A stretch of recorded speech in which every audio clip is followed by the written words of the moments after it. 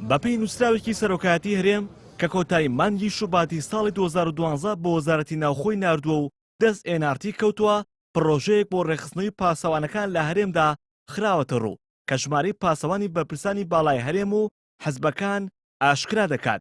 سەرۆکایەتی هەرێم لا پرۆژەکەیدا کە هەژ لاپەڕێ و ئاستی بەرپرسیارەتی و ژمارەی پاسەوانەکانی لە چەند خشتەیەکی جیاوازدا دابەش کردووە. NRT لە بەش یەکەمی زنجیرە راپۆرتەکانیدا ژمارەی پاسەوانی بەرپرسانی باڵای یەکێتی و پارتی بڵاو دەکاتەوە بەپێی پرۆژەکەی سەرۆکایەتی هەرێم کە بە ناوی پرۆژەی چاکسازی و ڕێخستنەوەی پاسەوانەوە بۆ وەزارەتی ناوخۆ نێردراوە ژمارەی پاسەوانی ئەندامانی سەرکردایەتی و مەکتەبی سیاسی دیاری دەکات. بەپێی پرۆژەکە لە خشتەی دووەمدا داوای کردووە هەموو ئەندامێکی مەکتەبی سیاسی پارتی دیموکراتی کوردستان و یەکێتی نیشتیمانی کوردستان 16 پاسەوانیان بۆ دابین بکرێت.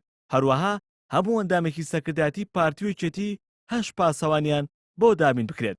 هەروەها هاتووە ئەگەر ئەندامانی مەکتەبی سیاسی پارتی و یەکێتی لە ناوچەکانی دەرەوەی هەرێمی کوردستان بوون بەتایبەت ناوچە کێشەلەسەرەکان و ئەو شوێنانەی ئاساییشان پارێزراو نییە دەتوانن بە ڕەزامەندی وەزیری ناوخۆ زیاتر لە 16 پاسەوانیان هەبێت.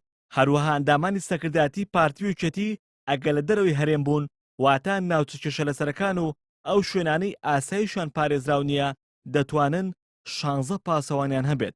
بەپێی پەیڕەوی ناوخۆی پارتی دیموکراتی کوردستان ئەنجومەنی سەرکردایەتی پارتی لە 51 ئەندام پێک دێت کە 15 کەسیان ئەندامی مەکتەبی سیاسی پارتین.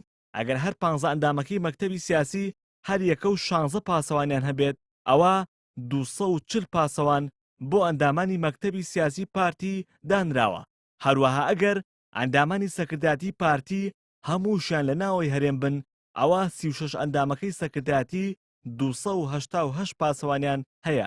بەو پێش ئەندامانی مەکتەبی سیاسی و سەرکردایەتی پارتی 528 پاسەوانیان بۆ دابین کراوە.